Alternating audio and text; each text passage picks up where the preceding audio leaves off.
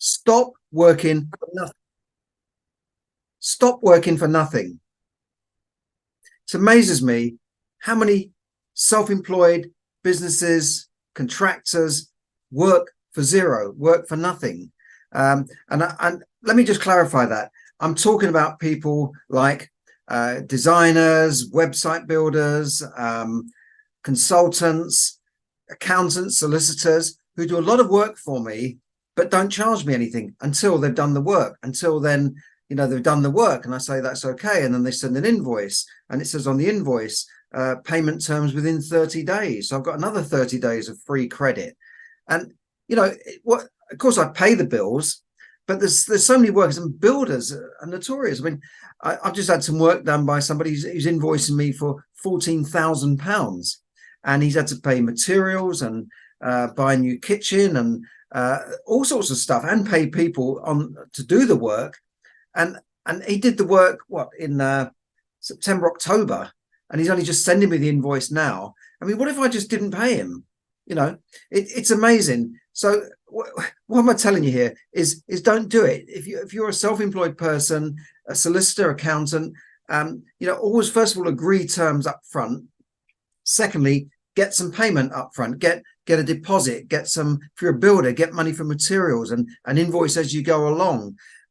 Or get part payment, or get it all. The best way is to get the whole payment. And I can't do that. It's impossible. People don't pay it. No, of course not. Oh no, don't they? Now, if you think about a business with a system, when I'm talking about systemizing here, small businesses, self-employed people, they don't have a system. They go here, they go there, they do this job, they do that job. A plumber I knew, he used to do a job, then he'd go home and type out an invoice on the computer and send it out to you and ask for a check. I mean, he had no system. Whereas another guy I knew, who's a locksmith, he didn't do all that. He turned up at the job. He had a credit card machine, tap there, finish payment, here's your receipt, and he wrote out something. That's it, finished. He didn't have to go home and do anything. He was much more organized. Even he didn't have a full-blown system, but a big business has a system. So if you're a consultant working on the Upwork platform, which is a platform for freelancers, you can't just hire them and say, do that job for me and I'll pay you, when I can. No, you have to put some money in an escrow account up front so that they, when the job's signed off, they get paid straight away. So there's very little chance of a contractor getting what I call knocked or not paid. So that's a system. Big businesses have a system. When you do business with a large business, they've usually got your credit card. Like a big hotel group, for instance, they'll have your credit card in advance, so you can't just run off without paying the room. They'll check that the credit card works. So what I'm saying is they're secure in their payment. The other thing I'd ask you is, are you using an accounting system? Do you have a system for invoicing? Or are you manually doing invoicing? Now, I've been guilty of this in the past, but now you've got to use some sort of system that your accountant is familiar with. Could be Sage. There's loads of them. There's loads of systems where you can do a lot of stuff on your phone. You can even record your expenses on the phone, so you're not sitting there with a pile of papers at the end of the tax year, because this is when a lot of self-employed people in the UK are starting to worry about their tax, because the final deadline is the end of January. After that, you get £100 fine plus interest and blah, blah, blah. So, people leave it to the last minute. Well, that's because they procrastinate, because it's so painful to do it, and they procrastinate until it becomes more painful not to do it than to sit back and wait. So having a system where you record your expenses, your income throughout the year, and you have within that system an invoicing system. So when you do the work, you can immediately send out an invoice or send out a bill beforehand, so that you're not running around chasing your tail. I know it's difficult, when you're self-employed, because you're doing everything. You're the managing director, you're the cleaner, you're the the admin person, the salesperson. You're doing everything, right? So it is difficult. That's more reason why you need a system. If you can't do it yourself, get a PA on Upwork to do it for you, so that you really are systemized. It's very, very important. Or, if you've got an accountant, maybe you also need a bookkeeper. Maybe you need somebody to do your monthly books. I say books, it's really done on a spreadsheet that then you can give to your accountant at the end of the year. I've used those if you're paying somebody, for instance, you want a payroll person to deal with that. And you might say, well, no, it's not possible. You can't do that. People don't pay up front. Well, they do. You know, I had a builder once. He did quite a lot of work for me, £20,000 worth of work for me. And I even advised him. I said, look, why are you doing all this work without, without charging me? He said, you know what he said? He said, you've got an honest face. I swear to God, he said, you've got an honest face.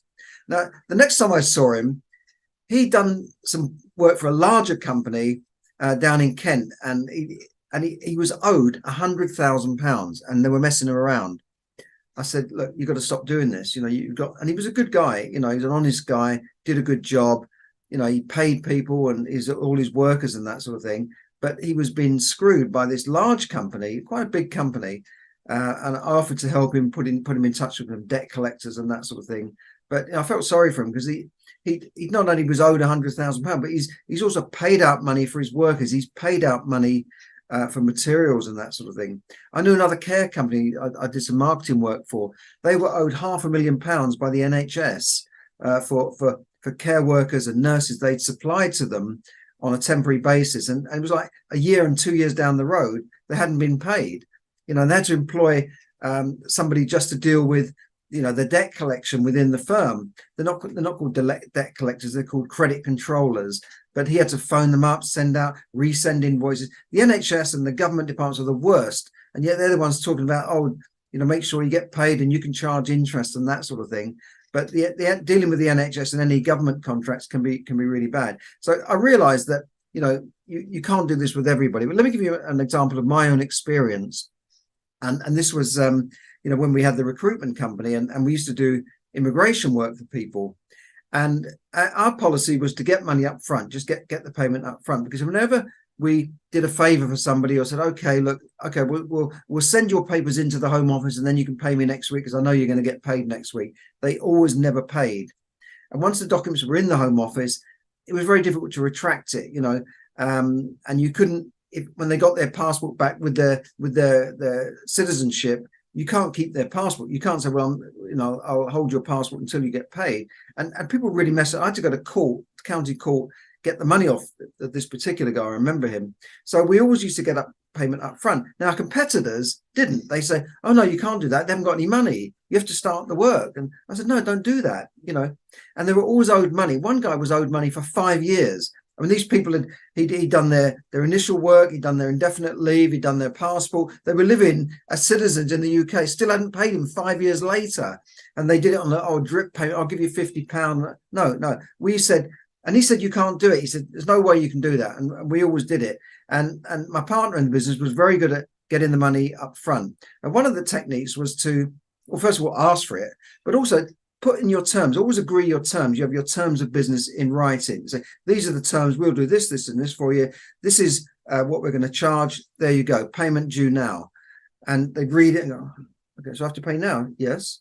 And so most of them would just pay, credit card, whatever. It's always good to have a credit card facility. Most of them would just pay. Some would argue, oh, no, I can't pay. Please, my visa. They'd always come when their visa was running out next week. My visa's running out next week, can't pay. You say, well, you know, maybe you find someone else, or maybe, you know, go home, whatever. And they go out, and, you know, within an hour, they come back with the payment.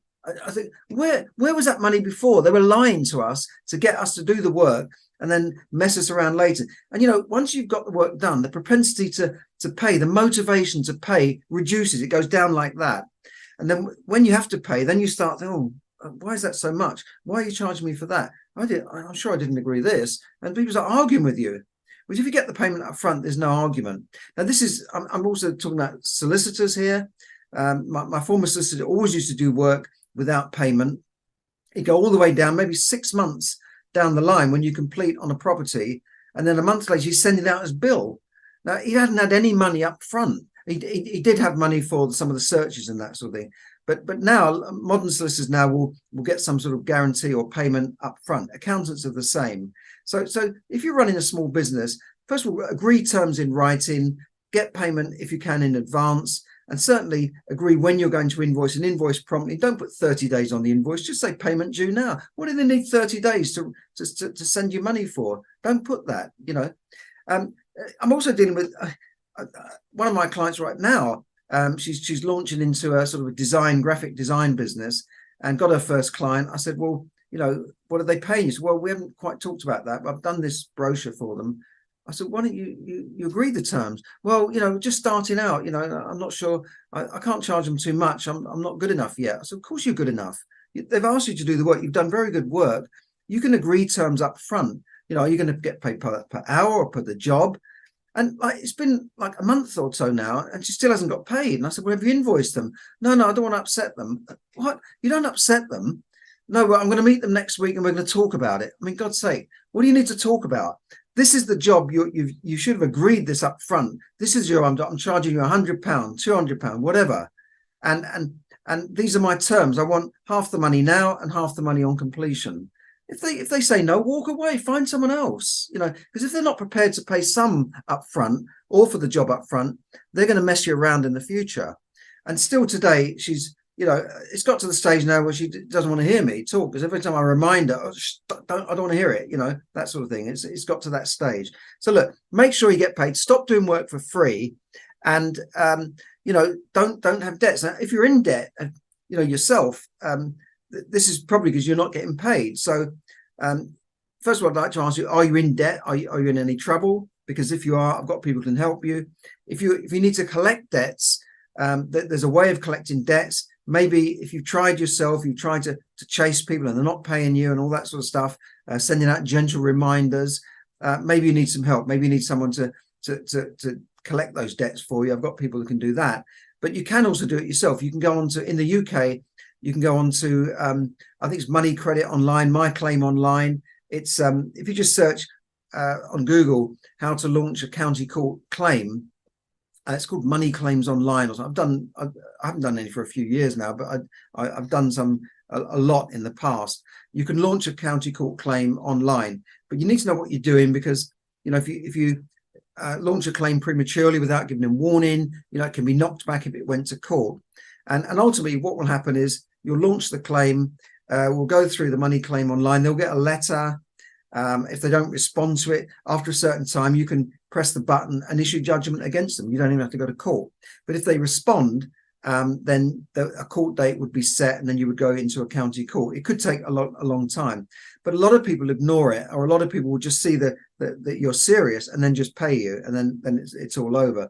But a lot of people ignore it and they get a county court judgment. So if you're getting these sort of letters, don't ignore them, because if they register a judgment against you, that stays on your record for 6 years.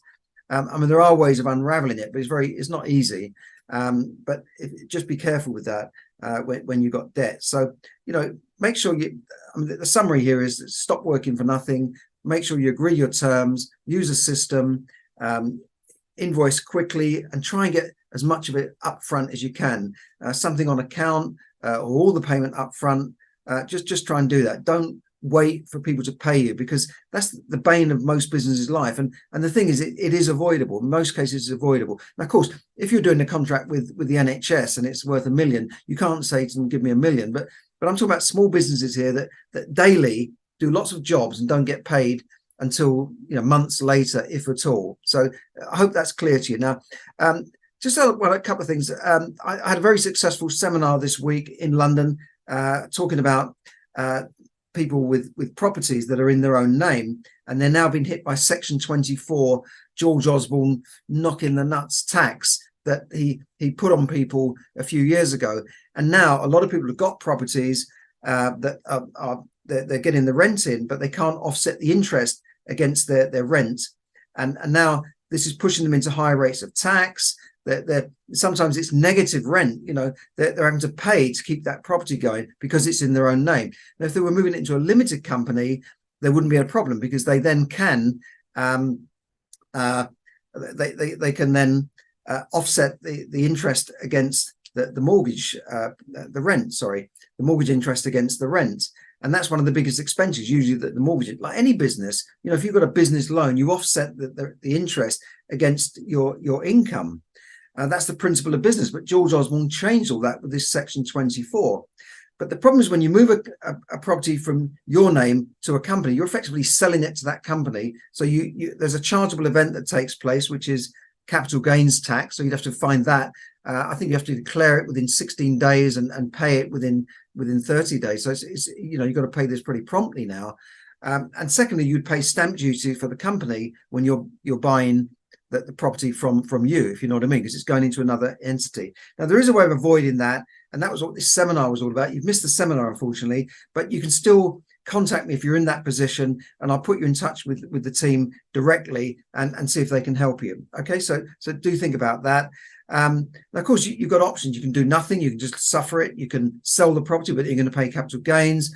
You can put your rent up, but will that really cover it? It's not a long-term solution. Long-term, you've got to do something about it. And having the property in a limited company or company has other advantages. It has other advantages for succession, for leaving a legacy, for bringing other family members into it by allocating shares to them. There's all sorts of advantages to doing that. Okay. Now, one other thing is that next week, I've got the last few series of weekly webinars, which I'm going to change from the new year, Unlocking the Secrets of Financial Freedom, which will be next this Wednesday coming at 8 p.m.